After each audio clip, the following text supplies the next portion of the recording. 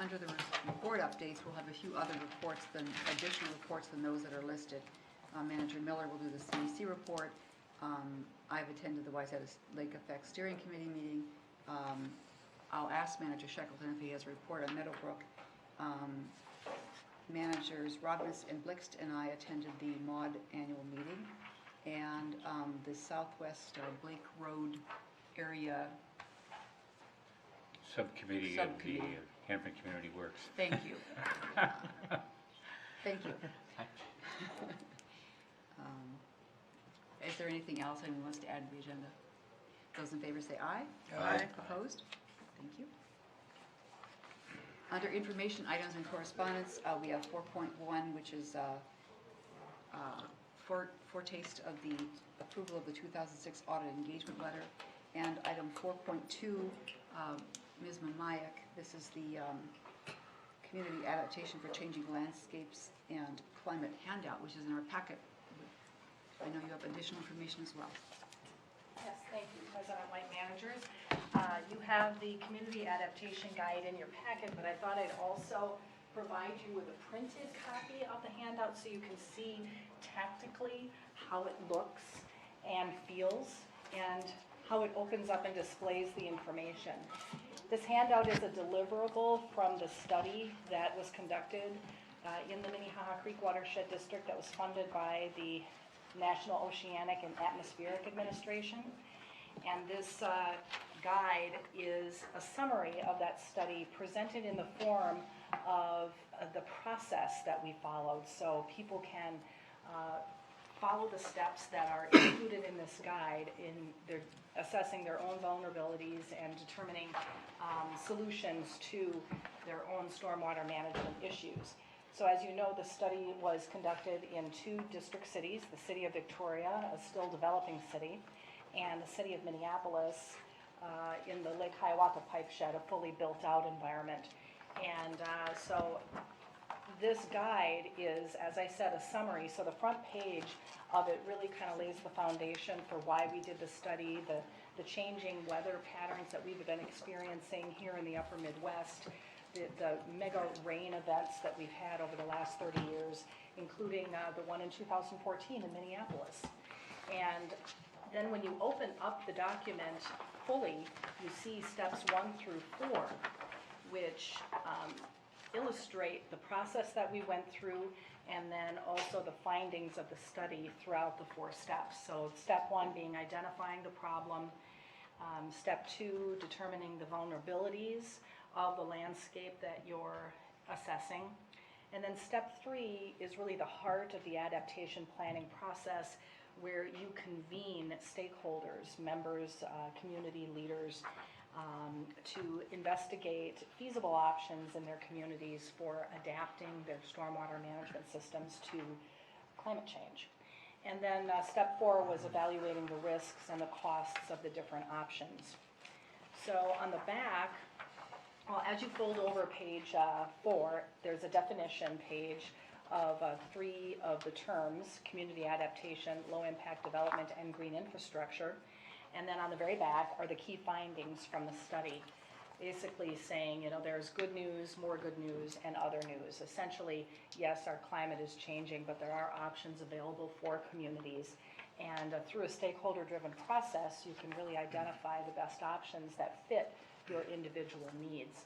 And then, of course, we have a link to our webpage, minnehahacreek.org/wet, that has the full study, which is a very dense document, as you can imagine, as well as other resources. And then, of course, the partner logos for all the partners that were involved in the study.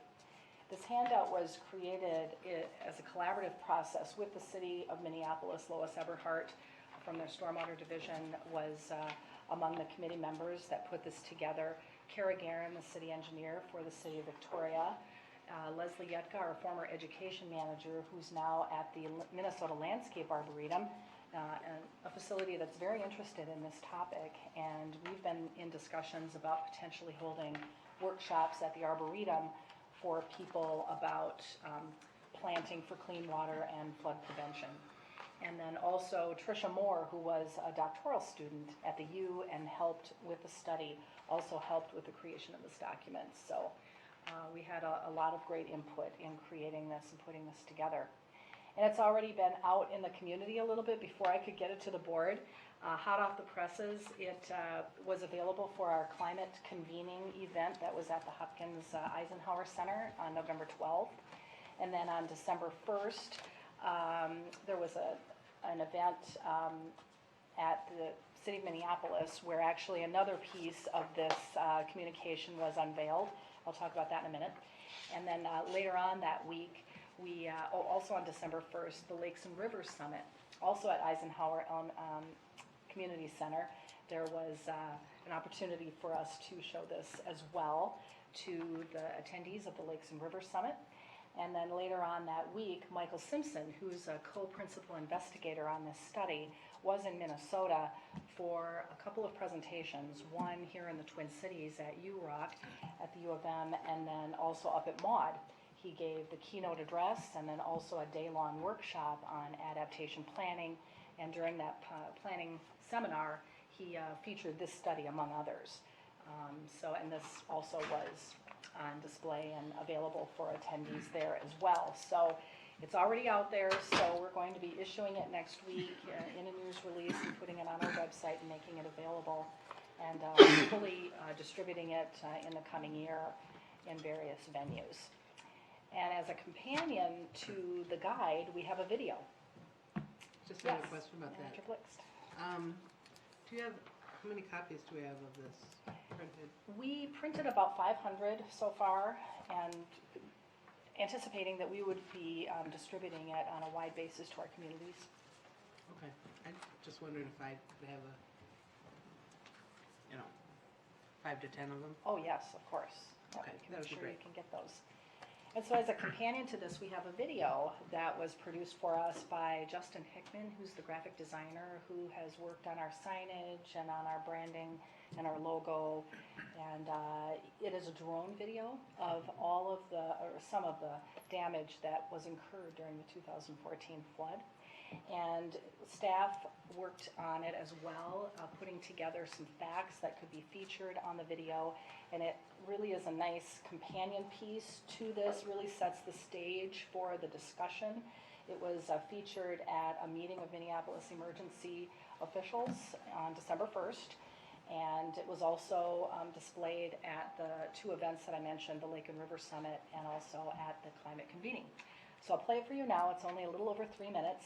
And it's really quite stark and eye-opening, the damage that was incurred last year.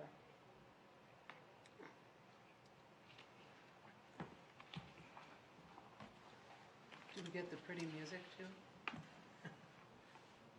Oh, I need to hit the play button.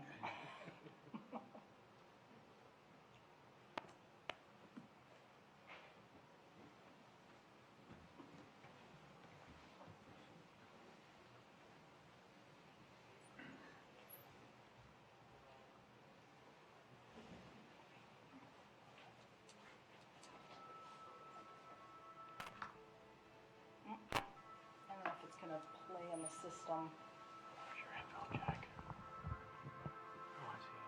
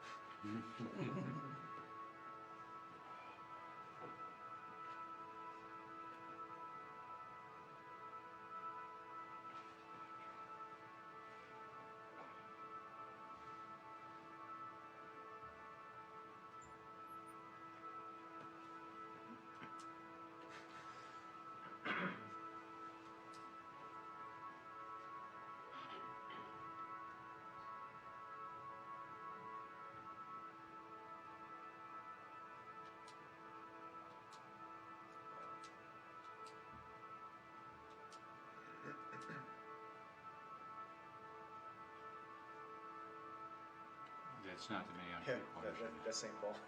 Yeah, Buried Island.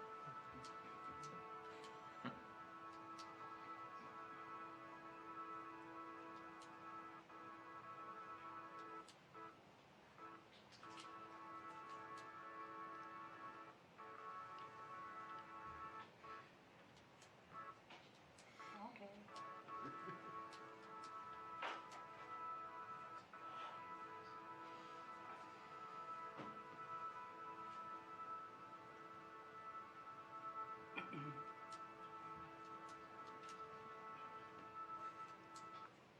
That's buffering a little bit, sorry about that.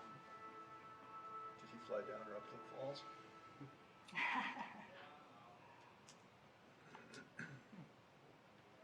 Yeah, I don't know why I buffered there at the end, but it's about 3 minutes and 20 seconds, and it's a companion piece that we'll make available along with the handout, and it'll be posted on our website and our social media channels.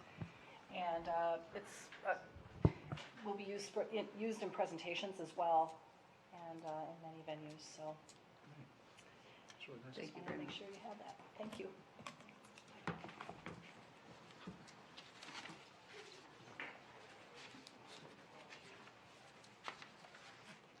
On the consent agenda, we have approval of the minutes of the November 19th board meeting. Is there a motion to approve? Move approval. Second. Those in favor say aye. Aye. Opposed? Thank you. Under board committee and task force reports, I'll lead off. The Wyzetta Steering Committee, the Lake Effect Steering Committee met a few days ago and looked at some preliminary concepts, and the Technical Advisory Committee met that day also. They're still trying to get an overall sense of how complicated, how involved the city wants to be in the plan that they come forward with. And some of the ideas they have that the DNR was not ecstatic about, the DNR member of the committee, were building an island essentially out into the lake, just like a floating island dock. I'm not quite sure what they have in mind, just east of the depot. They are talking about trying to reduce some of the hard armoring of the shore there. And Renee Clark was on the Technical Advisory Committee, I know, talked about that. They have set up, I believe the council is going to act this week to approve setting up a conservancy, a nonprofit that would help them with fundraising. So they haven't put together any formulations yet of what they might be looking for in terms of support, but they're going to reach out to the broader community for that. So we will be meeting again next month, I think it's once a month. And there'll be a community meeting at that time, and they'll be collecting additional information, so we'll keep following that process. The MAUD annual meeting, I'll talk about the business meeting portion of it, and I hope that managers Rognus and Blix will fill in if I miss something, and I know that Mr. Erdahl was there as well, and can talk about the major presentations, the substantive presentations. There are transition committee and strategic planning committee set up by MAUD. The coordinator will be retiring fairly soon, so they're working those two things simultaneously. And I wanted to mention that very soon the transition committee will be sending out questionnaires to every watershed district manager in the state, and hoping that each individual person will respond to those questionnaires. They also voted in or approved a dues increase for the 18 largest watershed districts in the state, which includes us, in accordance with their bylaws. So we'll be paying $4,000 instead of $3,500. We are in what's called Region 3, three regions of MAUD, and one of the representatives for Region 3 to the MAUD board resigned, Brian Johnson, illustrating his thinking that there should be term limits on the MAUD board, and Perry Forster of the Riley Purgatory Bluff Creek board was elected to fill out his term for that remaining year. I hope I assigned him to the right district. Yes, I did. The resolutions that passed were to encourage the DNR to permit storing water on DNR land, financial support for elevating roads over the ring dikes, increasing managers per diems, calling on the DNR to seek watershed district input on buffer protection maps, improvements in the process for permitting authorities for water improvement projects, creation of a Minnesota River Basin Commission, but only after there's an attempt to have a speedier implementation of One Watershed, One Plan efforts, and if required, a legislative ordering of organization of watershed districts. Also, that watershed districts would be consulted before legislative awards of Clean Water Council Fund grants. Amendments to the buffer law to facilitate watershed district input and remove punitive funding provisions, and a request that the MOD board consider an earlier meeting date and rotating sites for the meeting. And there was one more, but my notes don't have it. Do you remember what it was? Something about a study? I didn't capture it. It was introduced the last morning. And the one last piece that I would report on is that I learned that Manager Blix has been appointed to a policy committee of the Clean Water Council. So I hope that we'll be getting some reports from her on that. I think that's all I have. Manager Miller, a CAC report. We met last night. I filled in for Manager Olson, I believe, was out of town. And the staff presented the new approval process for the rain gardens. And Derek, maybe you can break it down to the 3 divisions that they set up and the thresholds. They gave it really a lot of thought of how to approve it without becoming too much process oriented, but at the same time being really aware of the fact they were giving money away, and no matter how small it was, they still have responsibility to make sure that all the approvals were in process, and because we delegated the authority to them to review them. So what are the 3 divisions that they, because they made a lot of sense, but I didn't write them down. Manager Miller, Board of Managers, essentially what the CAC was looking to do is to work with the cost share administrator, Brett Idem, to basically help to kind of streamline the process when it comes to review and approval of all the cost share projects. So some of the things they had talked about is to give Brett and the watershed district staff authority to approve projects that were underneath a certain funding or funding request level. Also projects that had received a certain score on the criteria that had been established for the cost share grant program.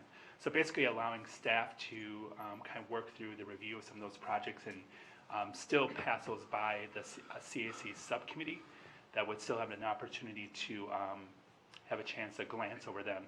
But the overall theme was to reduce the amount of time that was spent at the monthly CAC meetings to basically review all the cost share grants. So it was in part to make the administrators' position a little bit easier when it came to review and approving all the projects.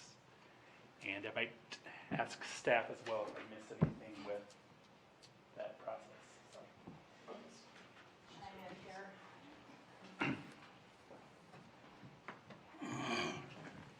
So Manager Miller, managers, the staff met today after last night's CAC meeting to further discuss ways to streamline the cost share program and how to implement the recommendations and the motion from the CAC last night.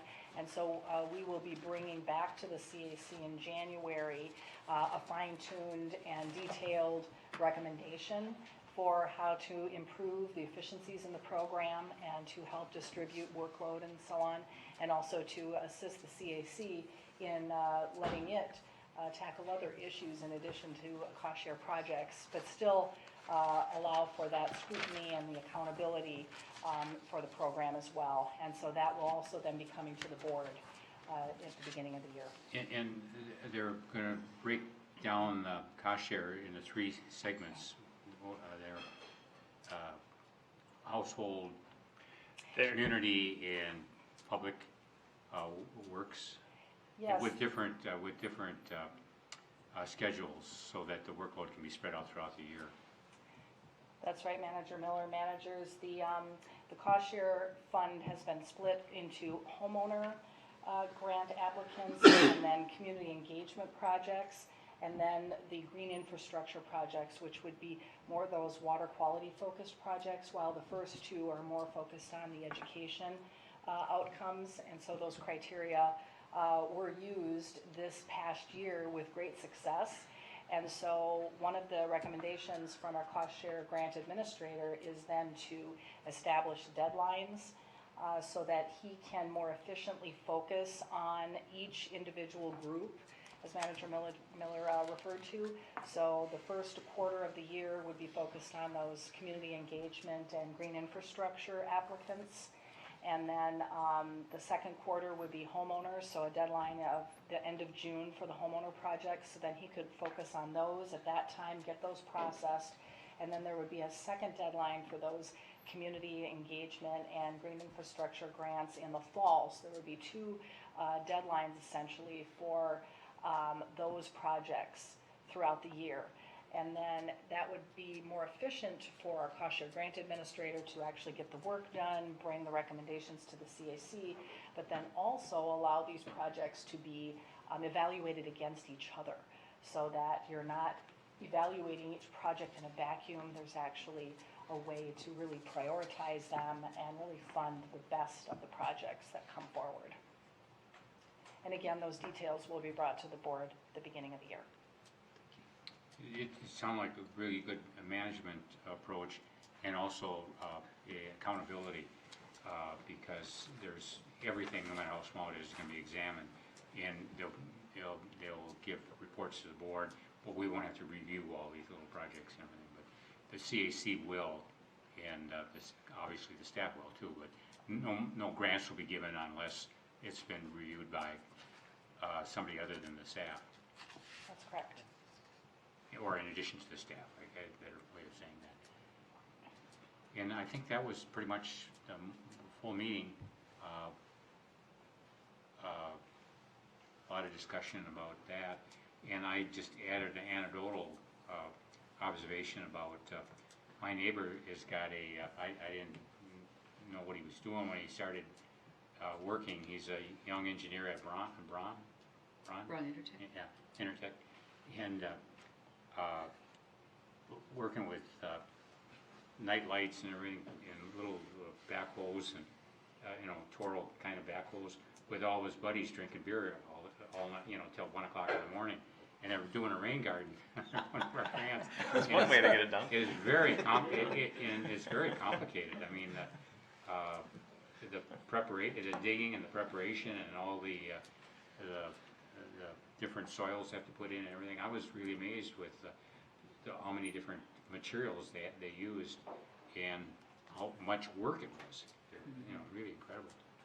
But I was really impressed with it. On a similar note, I'm only a half a block away from the synagogue that we awarded some rain garden work, and I report that it's essentially done. They really went after it this fall, so Excellent.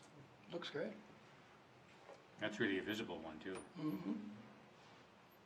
Good. Thank you. Thanks. Manager Calkins, the Planning and Policy Committee. Actually, there was a report on it, and unless somebody else did, I didn't get any minutes from it, so. I forgot that we didn't have minutes tonight. I was supposed to remember that. Thank you. We'll have them next meeting.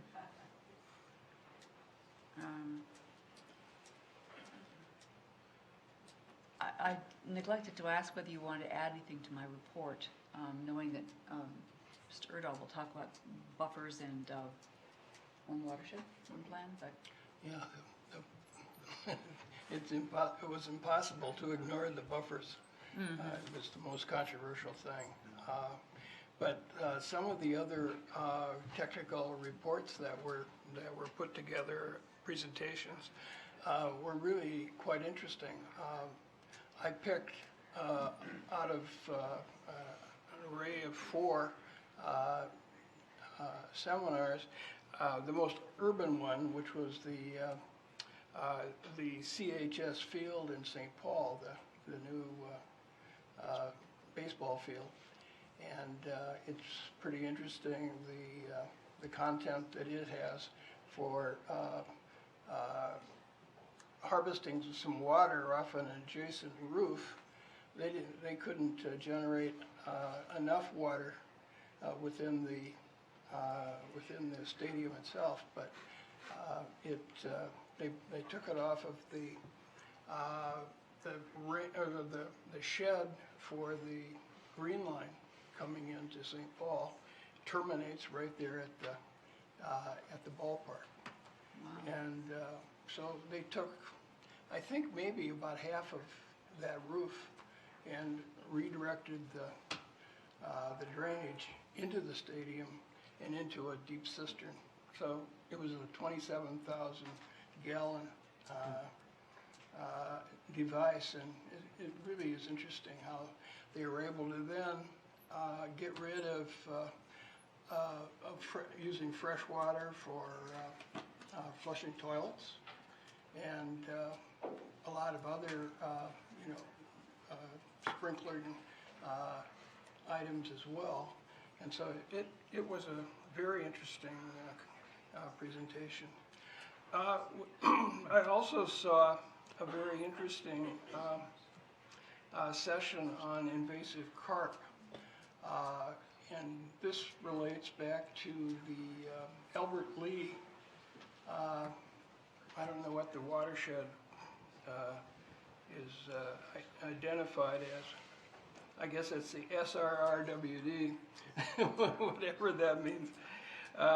But they had a significant carp problem in a whole series of ponds and lakes. And they went through a process of cutting off some of these bodies of water from the source of the carp, which is coming up the streams. And they then went through a fish kill operation, in which they killed every fish in the lake and harvested that all off, and then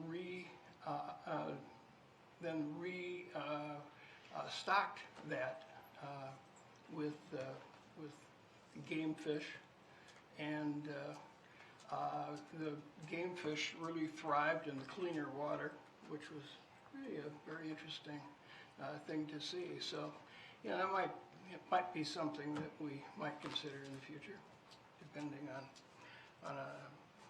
priorities, I guess. Let's see. I guess those were the highlights for me. There was a lot of discussion about the Minnesota River Basin, and there is a commitment among the resolutions that we approved that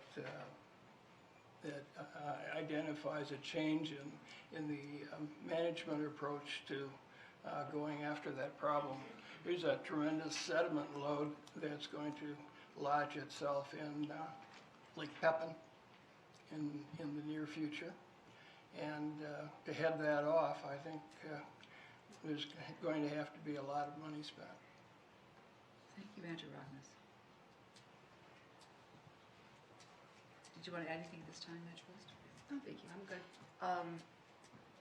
Manager Miller, Lake Road, et cetera. Did you get per diem for going up there and you're not giving us a report? What do you want? Well, all right. I'm just kidding. I mean, you know, I could. You know, refresh myself. Well, I mean, a lot of the stuff has already been said, so that's why it's like, you know, while we heard the presentation from Mr. Simpson about our study at lunch. We heard the watershed of the year. Which now I'm blanking. Buffalo Red River. Buffalo Red, and the watershed staff person was from the Wild Rice, the administrator there, Dan Wilkins. Dan Wilkins. I really wanted to go to the spouses session about feeding the birds, but I didn't. It was highly rated, it got good remarks, yeah. Well, it was Carol Anderson. I mean, Yeah. I mean, how can you go wrong? I heard a presentation from from Capital Region, as I recall. I was very much involved in trying to, for me, I have to, because I'm on the Clean Water Council, I was trying to get the sense of what was going on more of a statewide basis. And so I forced myself to go listen to some activity of presentations around the state. Is there anything that we should know about? They're angry about the buffers. I will tell you that. Okay. They're really, really angry. What drives that? I would say nervousness, but I think, Lars, are you? Well, I wasn't going to say a lot more. I was just going to, I think because there's just not any clarity Yeah, in it's terms of nervous. how it's going to be applied or Fear- enforced. And Fear and of I the think unknown. it's pretty broadly kind of remarked that it was one of those pieces of legislation that was passed when it could be passed, and they'll figure out the details later.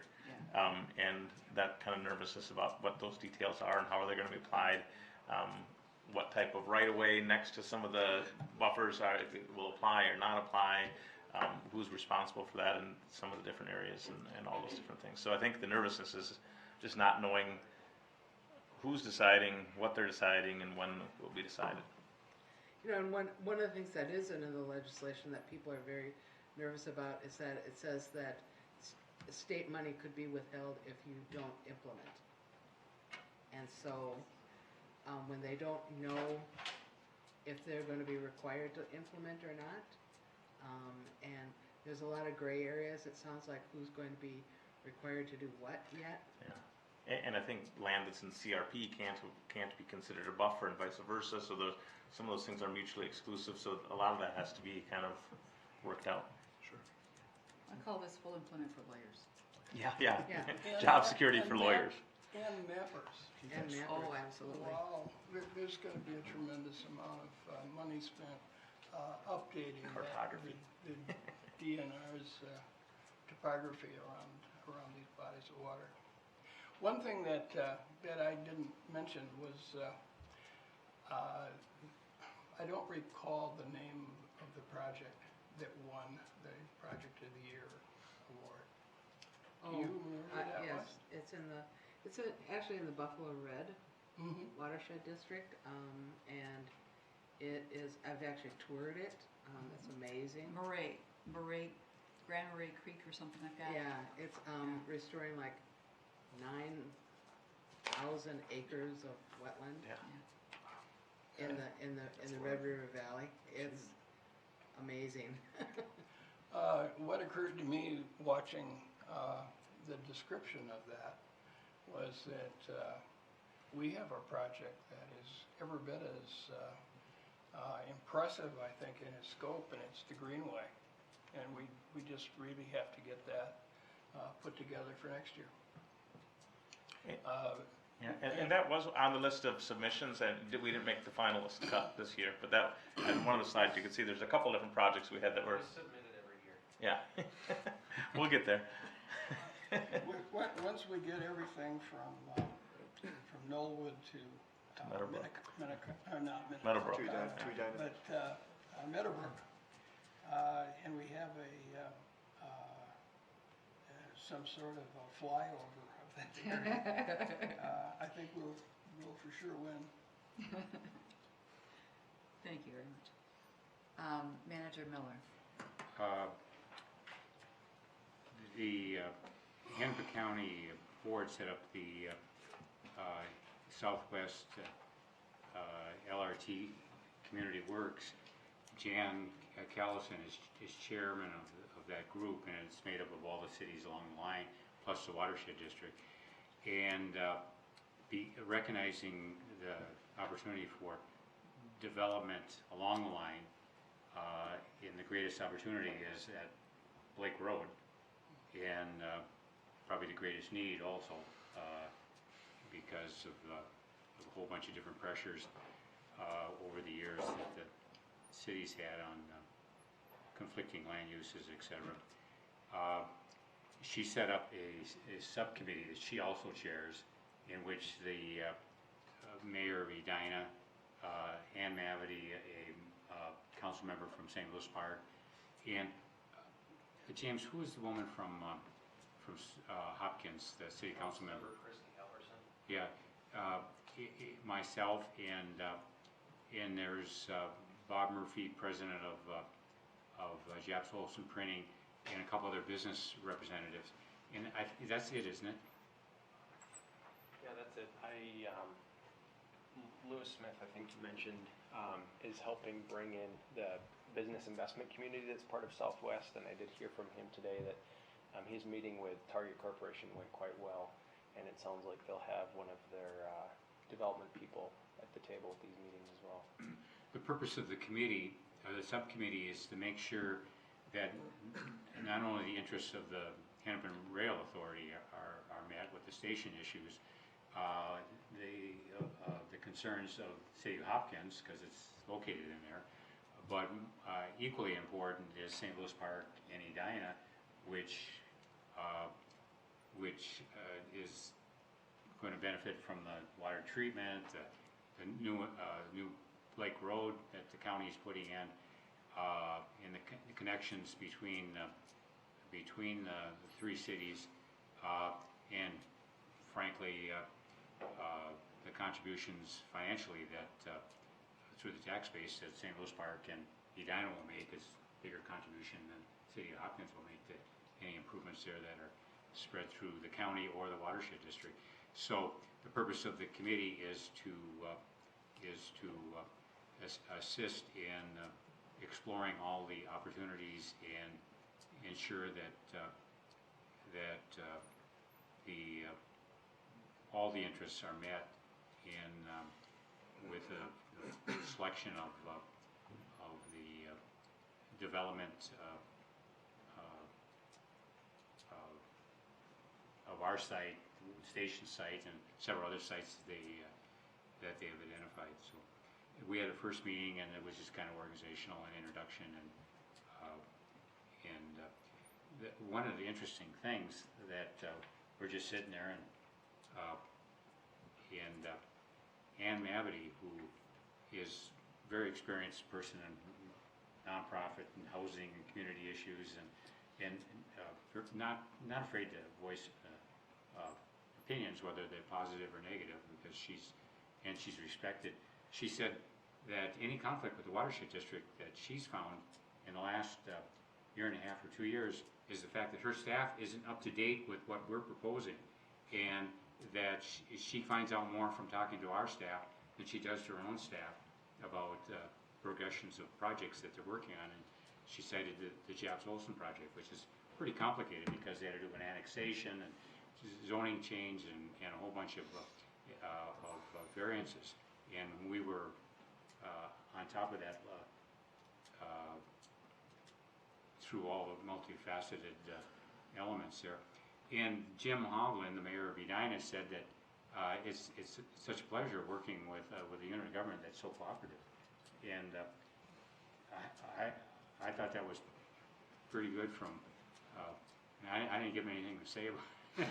It was like a script, but it was fun to hear those comments in front of all the other participants. So. Yeah, you got anything to add on that? Thank you.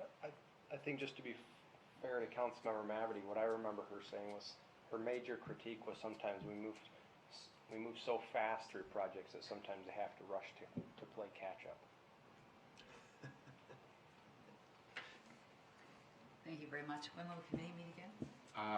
It's going to be at the end of January or early February. Yeah, it's at her call, and she's pretty careful about making sure that she doesn't call meetings unless there's a... It'll be driven by how fast the work product progresses. So very preliminary development concepts are routed through Urban Land Institute Technical Advisory Panel this week, and then that information is going to be fed back into the county's process and the district and city's process with LHB and CBRE. That information will be developed, and then it will go back to the committee when it's ready, probably late January or late February. I think it may be helpful. It's really, even as involved as I've been to all, Community Works for the last 5-6 years, it's hard to keep track of all the plans, but there's so many different inputs from a different consultant. Maybe you could just kind of run through some of those. The Blake Road study, et cetera, the number of plans that have been presented to the county and the city and the Southwest Community Works. And, Sure. Well, I don't know Is that I that a could. double-digit What's number? that? Is that a double-digit number? well, Yeah, it's I pretty- won't remember them all if the board wants kind of a brief. We could do that at planning committee or at a work session sometime. But the primary inputs into the planning process that LHB is working on to bring all this work together is the Blake Road Transportation Study. So that's the corridor study for Blake Road itself that came up with the 4-lane divided section and 10-foot wide trail and bike path on both sides. Land use planning that the city's done back in 2003 for the East Ends. That's the kind of where the station site is on the south side of the tracks, the west side of Blake Road. They did a big land use study in 2003 that looked at how the parcels might be assembled in a redevelopment plan. More recently, specific sites that were selected through Southwest Design and Southwest Project Office's advancement of LRT was the joint development site, which is where the parking is going to be located for the station and the development that wraps around it. What we've done with Cottageville Park and obviously what's going on with LRT and future improvements, and then the preliminary design and technical work that we've done, as well as the different market assessments and housing gaps analyses, and then all of that.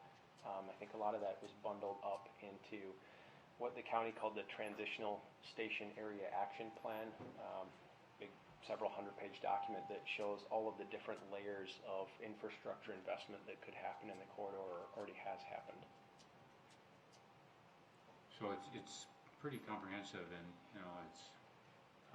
it's impressive, but it's pretty tiring trying to keep up with all the activity that's going on. It's a planner's heyday, I think, but the quality of the work is, I think, exceptional. So I think we're going to benefit a great deal by it. Thank you for your report, Mr. Whisker. Manager, sir. An update on golf courses real quickly. Hiawatha Golf Course they're still doing the studies of the water flows, though they've turned off the pumps. They've stopped the analysis at this point for the winter. At Meadowbrook, there's not a lot to report other than the council we're applying for a variance. The park board is applying for a variance on going through the council, and the pack was distributed on Monday, and there hasn't, from what I've heard, there's not been much of a response from council members. Manager Shackleton. Managers, I think that was going to be in Lars's administrative report too, but St. Louis Park has a floodplain ordinance that has some interesting language in it that requires any flood storage that you create so if there's fill in the floodplain, you have to create extra storage. And so after you've placed the fill inside the 100-year floodplain, St. Louis Park's ordinance requires that the storage you create be located outside of the 100-year floodplain. So it's not language that we're accustomed to as regional flood managers. We sat down and met with their engineering department and planning department. It sounds like the language was crafted after the 87 floods, along with some of their other interesting stormwater provisions for reducing 100-year rates down to 10-year rates for their storm sewers and that kind of thing. We haven't ran into conflict with this particular ordinance on any of the projects that we've done in St. Louis Park thus far, but for Meadowbrook Golf Course, which while it's a golf course improvement project and a creek improvement project, it's really just a large exercise in floodplain management and reconfiguring and moving the floodplain around. So this particular language would render the project infeasible if we followed it. You'd have to take the really large hills on Meadowbrook and turn them into holes, and we're still not convinced that would provide the right amount of flood storage that's needed. So we sat down with engineering and planning and at St. Louis Park and asked for a pathway forward to gate the issue, since we know we'll need a conditional use permit application, or the park board will, to advance the project. What they suggested was we provide some preliminary information outlining the purpose of the project and the benefits of the project, including the removal of about 10 to 15 homes from the 100-year floodplain in Edina, and that would be provided for a council pre-read, where they, if they had any questions, could flag those and speak with the city manager. Then after that, if there was a need, we could have a work session, and then that would all be a precursor to submitting a formal conditional use permit application, so we could flag specific concerns they might have very early in the process. Late last week on Friday, with a couple hours notice, we heard that some room had been freed up for the December 14th council work session, and so they asked if we could meet that deadline to send them something by the end of the day. So Michael Heyman pulled together an informational package with the park board and sent that over, and it was put into the packet this Monday, and it'll be read by council, not discussed, on Monday the 14th. Thank you. Manager Brooks? I just go back to that ordinance, because it strikes me that that would be in conflict with our rules. It's not necessarily in conflict. The spirit of the rule is still intact insofar as that if you fill 1 cubic yard of the 100-year floodplain, you have to create 1 cubic yard of flood storage. That's our rule. We don't dictate where that is located, as long as you don't exacerbate flooding and you have volume for volume trading. The city of St. Louis Park does dictate where the storage takes place. So they have this extra threshold or requirement on exactly where you dig a hole. And there's a whole bunch of potential issues for that, for, you know, if you're developing a piece of property or doing certain kind of work. But that's the rule that they've had on the books for a long time. That's the way that they apply it. And rather than pursue any kind of ordinance rewrite at this point in time, for the project to remain on track, the pathway that we've been advised on is to pursue a variance. Their staff, both engineering and planning, have noted that it's unusual, and that their consulting engineers about 5 years ago did take a run at revising it because it's atypical, and that didn't go well with the council that they had at the time because of flooding issues that those particular council members had experienced in their district, and just a concern over a rewrite of a floodplain ordinance. But they think this might springboard an opportunity to revisit the discussion, because the district's involved in the work, and we review a lot of floodplain work and have done a lot of good work in the city. So we'll see, you know, if that comes out of the discussion on the tail end of the project. Just as a little bit of an addition, with just kind of a side conversation with Tom Harmoning, the city manager, on Tuesday, he thought that the kind of the path forward through the variance would be fairly routine. He didn't see any obstacles or hurdles through that process. So it's in addition to the planning and engineering, they're all kind of on the same page. Thank you. Thank you. More? We have been busy, that's what that means. The upcoming meeting and event schedule is on the agenda. Next week, we remember that we will have a planning policy committee meeting at 4 prior to the board meeting at 6:45. Item 8.1 on our agenda is a acceptance of public comment from the 2016 proposed budget and levy. I see no members of the public here to comment. So let us move on to item 10.2. Mr. Walkman. I'm sorry, Mr. Manager White, can I just make, there's a correction to the packet that will get adjusted also on the online and iPad version too, but you'll notice items in your packet 8.1E and 8.1F were both titled Cynthia Krieg, the work plans for Cynthia Krieg Education Communication Cost Share. 8.1F was supposed to be the 2016 Work Plans Research and Monitoring Division. And so that was at your spot here at your desk today, and that will be added into the packets on the website as soon as we kind of let you know about that. We want to let you know first. So Thank you very much.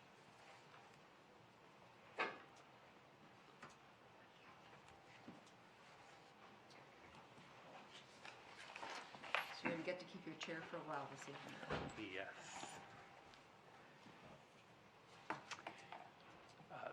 Manager White, Board of Managers. I'm here to present the request to authorize a renewal of the contract with the Freshwater Society for the Watershed Association Initiative. We're transitioning into our 10th year of the Watershed Association Initiative, otherwise known as the WAI, where we partnered with the Freshwater Society.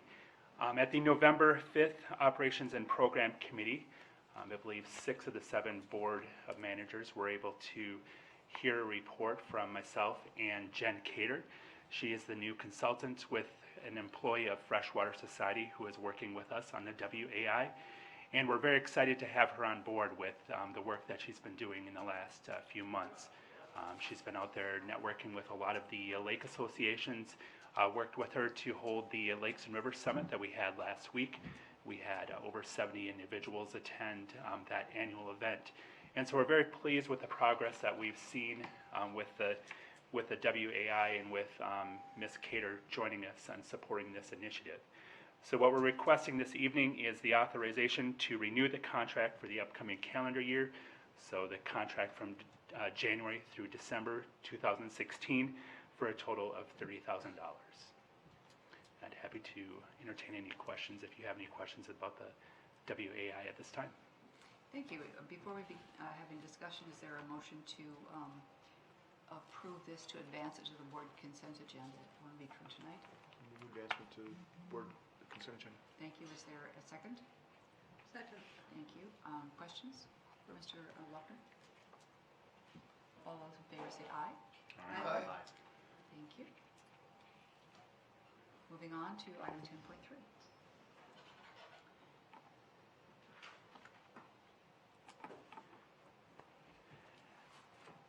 Welcome, Ms. Fellows. The next request we have for you this evening is the approval of the Cynthia Krieg Watershed Stewardship Fund grant applications for the upcoming calendar year 2016. And I'm joined by my colleague, Education Coordinator Sarah Fellows, which she'll describe a little bit about the process with the Cynthia Krieg grant program. Yeah, so as you can see on the timeline listed on the RBA, in addition to this timeline, we start with a pre-proposal process. We had 21 organizations submit a pre-proposal to us, and this process gives us an opportunity to guide and coach these applicants through their applications so that we can have a more thorough and quality proposal for the full proposal deadline.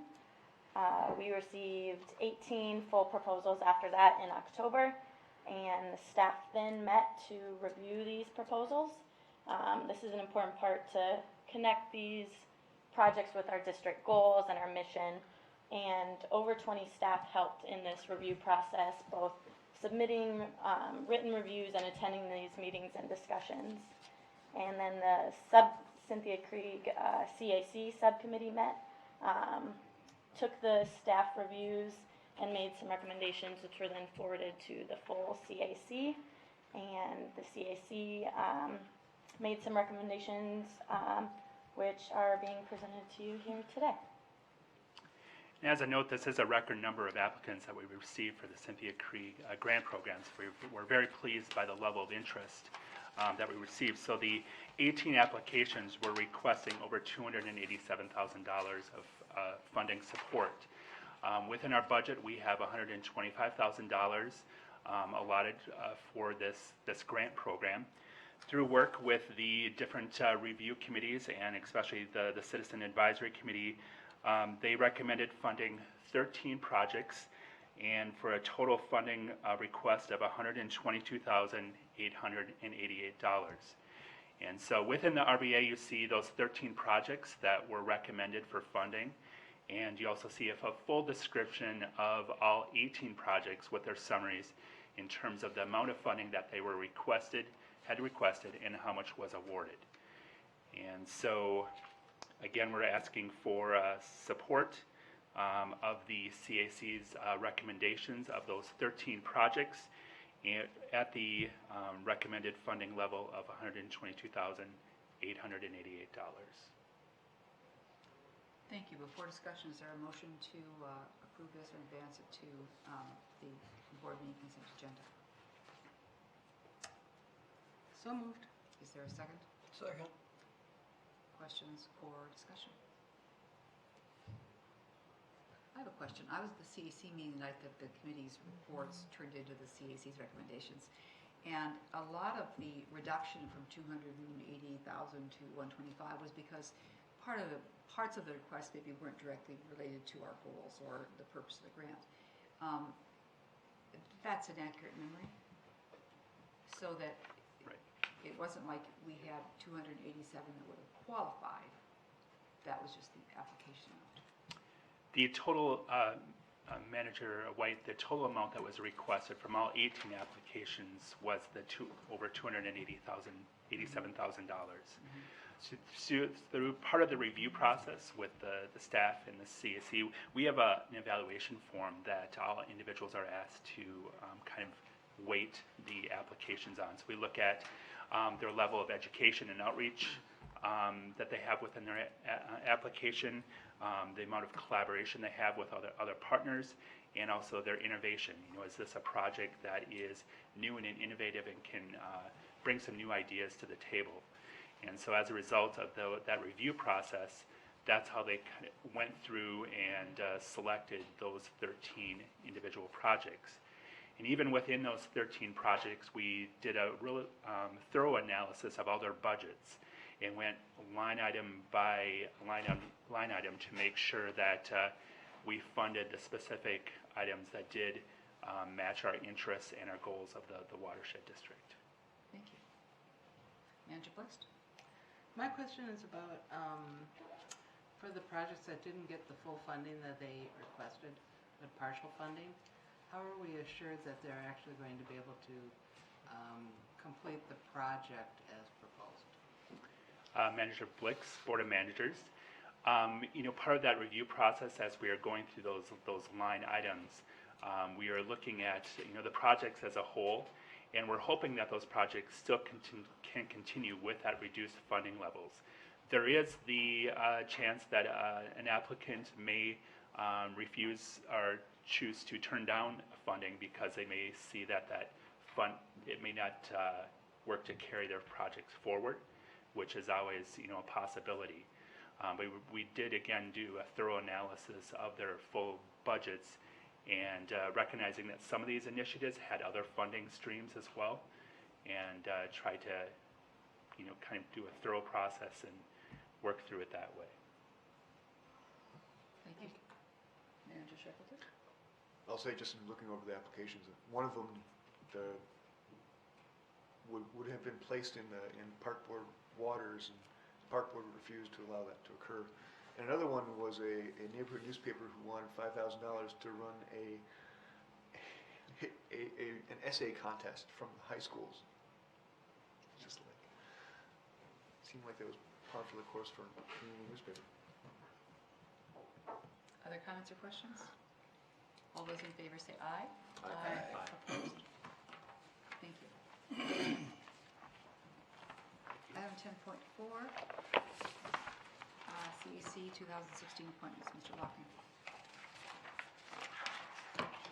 Manager White, Board of Managers. Part of the annual process with appointing the CAC members involves the individuals submitting an application. We basically did a general call for applications for the Citizen Advisory Committee, and had those applications due on December 2nd. We received a total of 23 applications. 14 of the current 15 CAC members submitted applications, and we received 9 new applications. One of those applications was disqualified because that individual lived outside of the watershed district. So what's before you tonight is a total of 22 applications of individuals that have expressed interest in serving on the Citizen Advisory Committee for the upcoming year, the 2016 calendar year. One of the reasons that we're bringing these applications before you tonight is we would like the new Citizen Advisory Committee to be on board at the January 13th meeting. And so basically you have the application materials that were included in your packets of the 22 applicants. And If you have any questions about the process, I'd be happy to entertain those. Thank you. We could divide this into two parts. We could talk about how many members we'd like to have in the CAC, and then go forward with selection. As you recall, last year we used a balloting process. So I will be interested to hear what managers think about how to proceed here.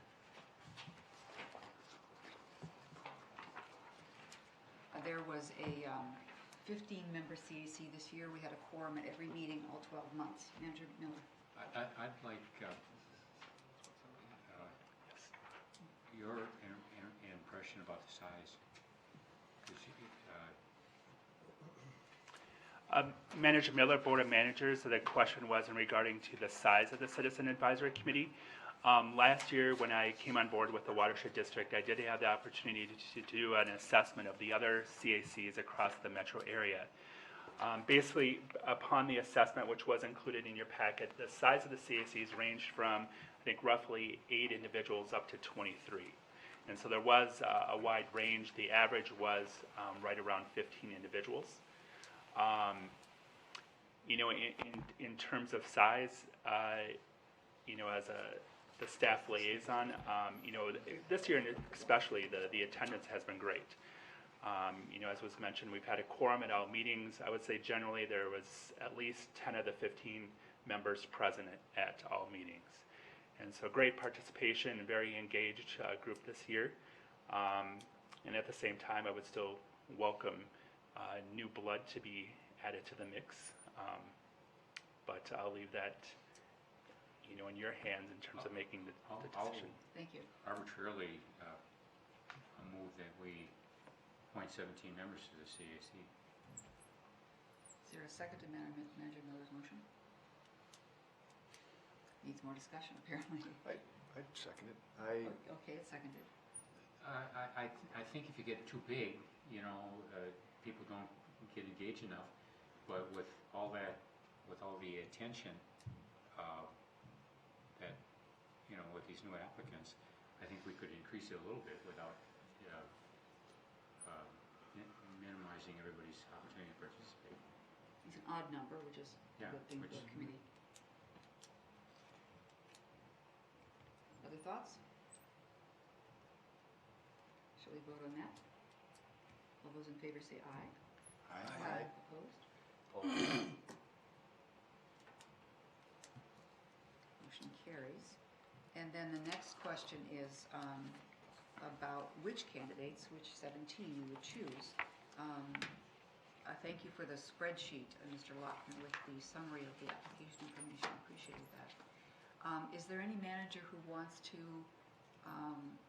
just speak for any of the candidates? Do you have knowledge of them?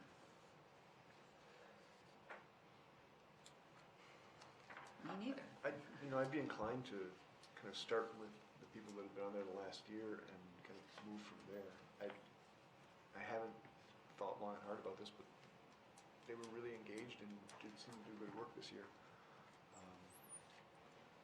And I kind of like the idea of just rewarding good work. Of course, my math is not. I haven't done any math, so I don't know how many of them are actually returning right now. 14. 14. Okay. One individual had personal commitments that made it difficult to continue otherwise. Ah. And I did a little bit of math myself of the new candidates, the ones we don't know. There were 3 from Minneapolis, 2 from Minnetonka, 1 each from Mound, Tonka Bay, and Wayzata. So a little heavy on the Minneapolis end. Well, representing the running water caucus, Minneapolis has the lakes and they have the majority of the tax base. I think it would be right to just kind of go through and make sure that we have a geographical balance overall. Balance being defined as, Just make sure that we have all the different parts covered and, Okay. you know, so that, so then we should have 29. well, we should, but we don't, so. Wow. You know, I get, so did you say that the remainders are 3 from Minneapolis, 3 from Minnetonka, and 1 from, 2 Minnetonka, 1 each Mound, Tonka Bay, Wayzata. so 3.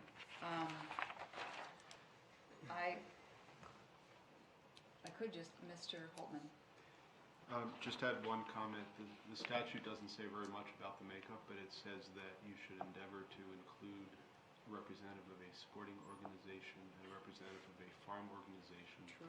I don't know if any of the current members or candidates would meet that criterion. None of them said, well, one person said outdoorsman, but not a sporting organization. I think it's really important, I'll speak for one person here, and that is Steve Moan.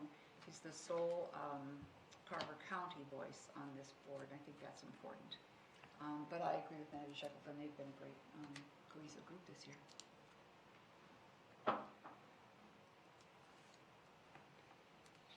Oh, this is no fun. So what if we did 1 from Minneapolis, 1 from Minnetonka, and 1 from the Tonka Bay, Wayzata, and Long Lake?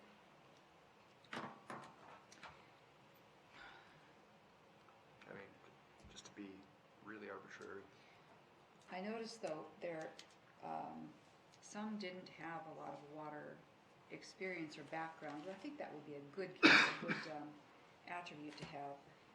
Mr. Haywood didn't mention anything about water.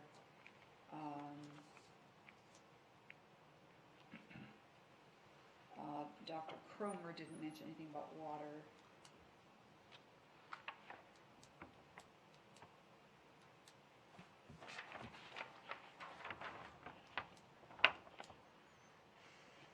And Mr. Schneider actually didn't say too much about water either in his experience.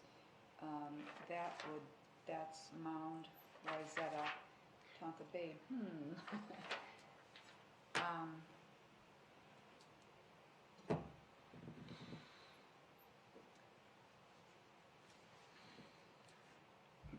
Manager White? Yes. Manager White, Board of Managers, in addition to geography, I would encourage you to look at, some of the application materials as well in terms of the scope of experiences, both professional and personal, within some of the applicants. I think some of them bring some unique characteristics that could lend well to the Citizen Advisory Committee, just in terms of the general issues that committee faces, which make their decision even more difficult. And I'm not in a position to make any specific recommendations, but in addition to geography, I think there's some interesting characteristics within there. Can you speak more on that? Can you elaborate more? Manager Shackleton and Board of Managers, I think some of the individuals bring some either strong water quality experience in terms of either water quality monitoring. Also, there's individuals within there that have strong volunteer experience, whether it's organizations like Master Naturalists, Master Gardeners, which I think complements our work with other volunteer programs like the Master Water Stewards. I think that kind of brings that lens as we work with volunteer organizations across the watershed. Those types of individuals I would see would benefit the work that we do.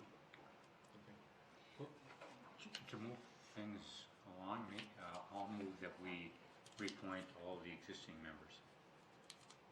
I'd second that motion. Discussion? Those in favor say aye.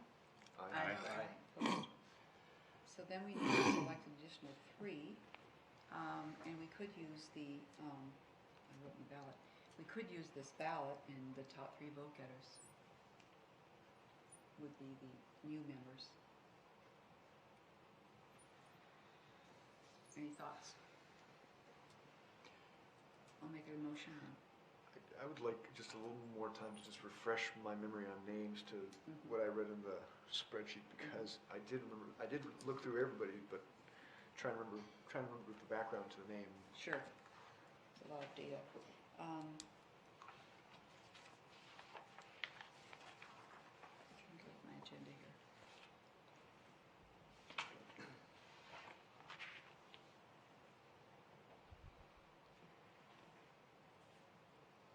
What if we move along, we just what's the correct, just to set this aside for a moment?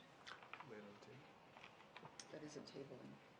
If we wanted to set this aside and move on to talking about the calendar and the report while managers reread the material. Well, you don't need a motion. I think you as chair can just move that to the back of the agenda. That's what I'll do then. We'll just move it forward and we'll go ahead with the next two items and then come back to it, to give people a chance to refresh their memory. Thank you, Mr. Erdahl. Thank you. You're welcome. So the next item is 10.5, Mr. Erdahl. Thank you, Manager White and managers. This is, I think, was presented to you a couple weeks ago at a prior meeting, the end of the meeting in November, to talk about the meeting schedule for 2016. I don't know if people had a chance to review that, or if anyone had any questions on that, but that's in form of an RBA to advance to consent at the next meeting. Is there a motion to approve the calendar? So moved. Second. Discussion, questions? All those in favor say aye. Aye. Thank you very much. And that's coming back to consent, you said? Yes. 3B, RBA. And then your report, Mr. Erdahl, and I apologize for all the Thunder Leaf story you've been used so far. No, that's all right. One kind of additional item that just kind of came up recently was that Mayor Gene Maxwell is retiring from Hopkins. We talked already about some of the partnership roles and some of the meetings that Manager Miller and staff and others have attended recently dealing with Hopkins. And the city is having kind of a farewell recognition and kind of thank you as part of the upcoming meeting on Tuesday evening. Others attending that to express their gratitude to Mayor Maxwell include folks like the Mayor of Minnetonka and Commissioner Callison from Hennepin County and others, and so we thought it might be appropriate to participate in that. But with this resolution to appreciate and recognize Mr. Maxwell for his years of service as Mayor of the City of Hopkins. Apologize again for not getting this, kind of was drafted earlier today, so this came together rather quickly in order to get this before you this evening, and then hopefully have it presented this coming Tuesday evening at this event. But basically, we're trying to recognize and thank him for his support on a lot of projects that we've been closely involved with, and wish him well and express the board's gratitude and appreciation. Thank you. I'd be very happy to move this myself. Move approval of resolution 15096. Second. All those in favor? Any discussion, questions? I'd just like to say thank Yes. you. He's been a tremendous partner, and without him as an ally and advocate, it would have been challenging to get to the place where we are with the Blake Road corridor and everything around it. Absolutely. So thank you very much. All those in favor say aye. Aye. Opposed? Thank you. Thank you very much for bringing Are this you to our able attention. to make the presentation I'll on? double check my calendar. I think I can. Okay, that'd be great. That would be very fun to do. And He's then, been a great friend of the district. yeah, and he's very proud of the Cottageville Park project especially. I think that's kind of a big project of pride for him in that community, which has been a great one for us to work on too. Very seldom do you get to retire with such a visible evidence of your work. Right. Just a few other updates I wanted to run through. One, people have already talked about the MAUD annual meeting. This was the first meeting I've had the pleasure to attend. We talked a little bit about one of the hot topics was the buffer law and its implications going forward. Another point of discussion informally and also in sessions was the One Watershed, One Plan initiative coming through from Bowser. There's a meeting that some of our staff will be attending this coming Monday to start the conversation about how and if that impacts the metro area watershed districts. That hasn't really been determined yet, is my understanding. So I think it'll be interesting to see how as the plan was explained to me, or the initiative, it's not necessarily to create a single plan that fits for all watersheds, but to kind of help coordinate the plans that do exist so that they're well coordinated to better utilize state resources as they become available. So that will be coming up this coming week. And then also we already had a little bit of talk about the keynote speaker, Michael Simpson from Antioch University, who talked about our project here, the NOAA project and things like that as well.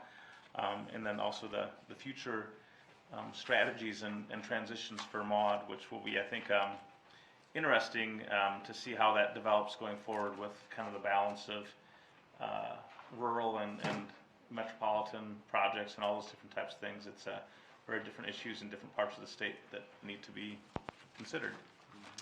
I attended a meeting earlier this week with the informal network of Hennepin County city managers and administrators. It included leaders from Minnetonka, St. Louis Park, Hopkins, Crystal, Brooklyn Park, Edina, Bloomington, Plymouth, Golden Valley, Eden Prairie, and Minneapolis. The kind of topics we were talking about, the kind of final approved levies and budget things that each of our organizations have been going through right now at this time of year, and then also a little bit about professional development and training, and the opportunity to perhaps partner and work with some of these other colleagues that already have some pretty successful professional development programs going. I know that Minneapolis has kind of a Minneapolis U program that's has a 6-month cohort program that has people going through, and we've looked at some other different things internally over the past year and a half for staff, so we're looking forward to kind of seeing how that might develop into some potential collaboration also. As mentioned last month, the RFQ for managed service providers was has been put out, and the district received some very well qualified responses to that. An interdisciplinary staff team has been interviewing the firms, and we hope to be able to bring a recommendation to the board for your consideration soon. We're also looking at our telephone service providers. There's might be an opportunity to get everything we need in terms of the service needs, and also have significant savings on a monthly basis for telephone service. So we're looking at some of those things as well. On December 9th, Becky attended a Standish Erickson Neighborhood Association meeting to discuss Lake Hiawatha and Minnehaha Creek water quality. Also present were Minneapolis Park and Recreation Board and the City of Minneapolis. Over 60 people attended, and the follow-up email that was received today said it was the most technically informative meeting they had. So that's a good review. We already talked a little bit about the Meadowbrook Golf Course project and what's going on through the City of St. Louis Park, so that will be ongoing, and we'll keep you posted on some of those things. Staff met earlier this week with the Carver Water Management Organization with Victoria, Chanhassen, and Riley Purgatory Bluff Creek to discuss a long open topic about revising some watershed boundaries, and so this will be coming forward with some preliminary information and a recommendation to you regarding a potential boundary change there. Some district staff, myself and James and Tiffany, were invited by Manager Blix to present at an Emergency Operations Coordination Group in Minneapolis on the 1st. It was along with a couple other watersheds that were present, and I think it was, other than Manager Blix, not too many people there were that familiar with watersheds, and so it was an opportunity for us to get kind of our message out about what watersheds do and how we can play a critical role in some of the planning for emergency preparedness. And that was the video that was shown today. That was the premiere of that. That was, although they had some technical difficulties then too. So that was the premiere of that video. It had just been finished earlier that morning. We're working closely with the staff at the City of Shorewood right now regarding the development at Minnetonka Country Club being developed by Mattamy Homes. There's kind of some issues and we're trying to work through with them to kind of keep that project on track and make sure it's kind of done in a similar way to some of the other golf courses that have ceased to function as golf courses and been developed into housing developments. So we have a little bit of precedence to work with there. What's been happening? What did Shorewood do different? I think Mattamy Homes was making some assumptions about which rules applied and didn't apply, and so we're just kind of helping to make sure that we have kind of the same application of the rules as we had for a couple of golf courses in Minnetrista that were recently a redevelopment rather than kind of an initial development. Did we delegate powers to Shorewood? No. We're working closely with them, and they're, this has been talked, I think, about 16 months ago, probably was some of the initial conversations with the planning staff and the mayor of Shorewood, and it's kind of still going on, and although I think they're trying to get it, the developers kind of pushing a little bit hard right now, so we're trying to accommodate a fast schedule as much as possible. And then just kind of a note about some upcoming comprehensive planning meetings. The PAC for the comprehensive plan will meet December 15th at Ridgedale Library. Then the Technical Advisory Committee meets the 16th here at the district. And mainly, we're gonna be going over kind of the two-track approach, and kind of making sure that everyone is aware of the implications and kind of that resonates with everybody, and efforts to integrate our water planning and investments into other public and private efforts to add value. So those are kind of the next steps going forward. And just kind of as a little bit, almost more of a trivia, as noted on our website, the creek is running high and fast right now. The dam has been open a little bit more than typical at this time of year, due to some of the rains in November and the recent snow and mild temperatures. The lake and feeder streams are also running pretty high, so we're keeping it open to make sure we kind of have that excess storage capacity to handle the spring snow melt. How much is coming over Oh, today? shoot, a technical question I It was can't 100 answer. It was 150 cubic feet per second. Yeah, but that was before today's rain. Or today's rain wasn't that significant?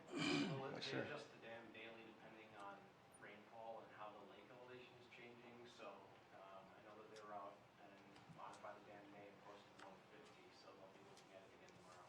Okay. You could paddle it if you want to, Dick.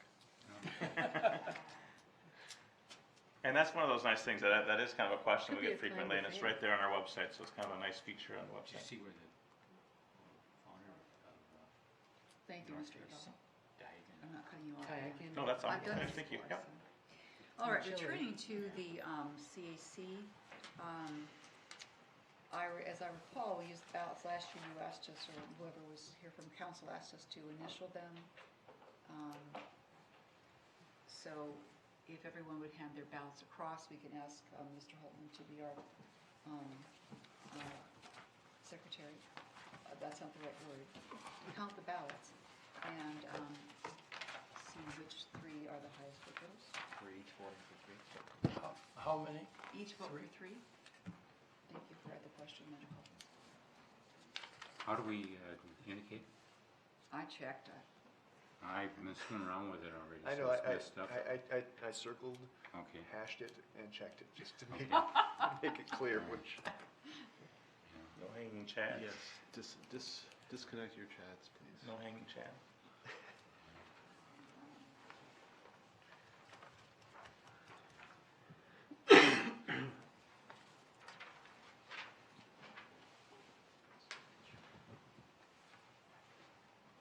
Circles? I'll hand out highlighters.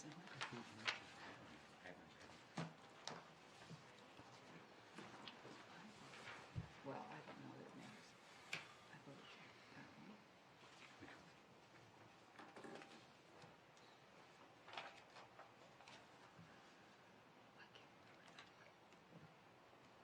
Call for a highlighter, anybody?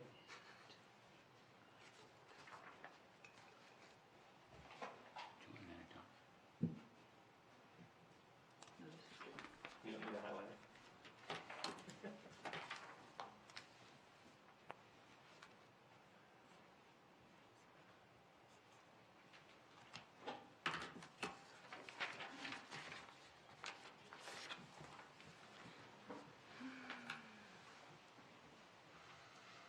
Mr. Lochner. Who's collecting ballots?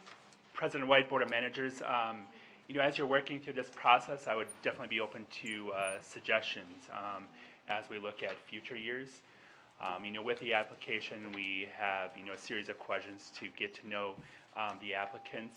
We do not do any follow-up with those individuals. But again, if you do have any suggestions to assist you with making your decisions, I'd appreciate your feedback. Thank you.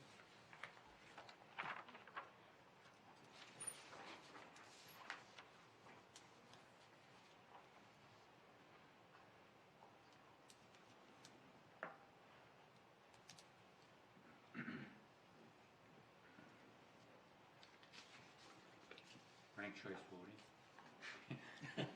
Is it wrong? We can- Well, just to fill the empty air here, I've talked with a number of people at the annual meeting about CACs, and we are really fortunate to have all these applicants, because some CACs can't fill their boards. They're just out, beating the bushes to try to find people who want to be on the I think CACs. This is marvelous. It's a testimony to our staff, the way they service the group is a meaningful effort that they're putting forth, and it's because they're organized and they're given tasks to do, and in addition to learning all about the watershed, I think it's great work. Mr. Holman? Madam Chair, board members, you're not quite finished. Okay. Instant runoff. Joseph Lutz has been appointed, or has received the sufficient number of votes, and then 3 applicants are tied for second, which is Kevin Coonan, Val Magruder, Richard Nyquist. Could we do a kind of a show of hands? How would we structure this? Can we get our ballots back just so? Sorry. Mine had notes on them.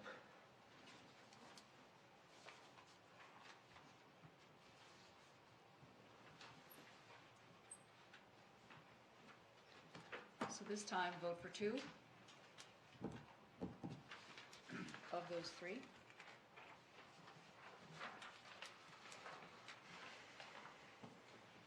Another question I have is there any other opportunity people can think of for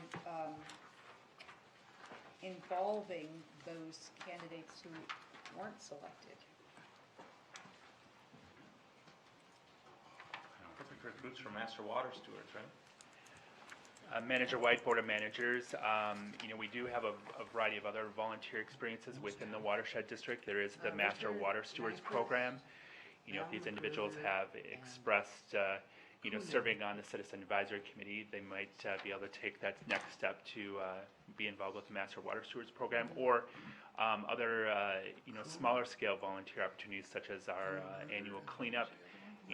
But I would like to stay engaged with these individuals, because there are, beyond the applications that we received, there was also several other individuals that did follow up with me by email and phone call, and so had an opportunity to talk with them about the opportunities available here at Minnehaha Creek. So I think that's to our advantage to bring them into the programs that we do offer.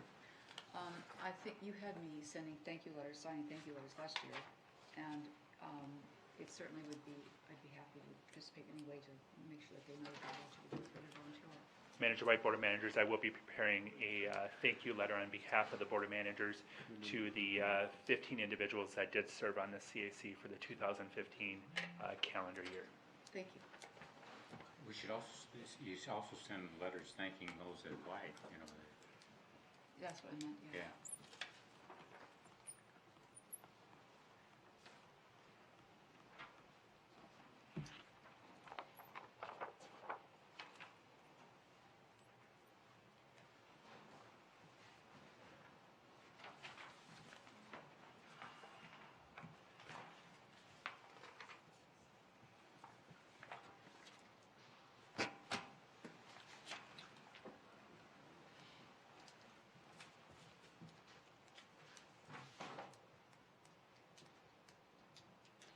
The event for Mayor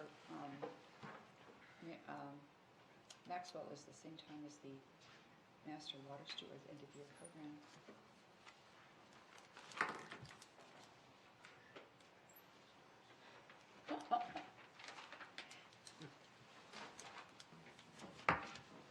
Semi-secret ballots. As long as we show intent, right?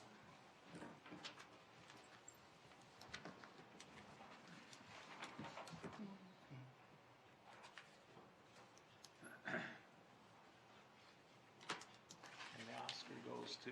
I think there's one more.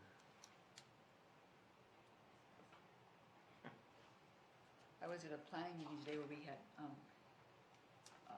Chinese takeout buckets, and we had fake dollar bills that were dropping in to vote for projects. That was a pretty nice way of doing it. Oh, okay. Val Magruder, Richard Nyquist. Thank you very much. And there is the, do we need a motion? We've done it that way? It would be good now to have Yeah. a motion. Move approval of the, or confirmation or whatever it is, acceptance of the Appointment election for- results. Joseph Lutz, Val Magruder, and Richard Nyquist. I'll second that motion. Those in favor say aye. Aye. Opposed? Thank you. Thank you very much. And we are adjourned.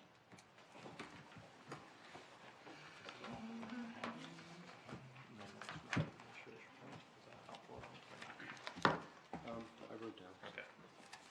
Wrote down the profound parts. Just to propose.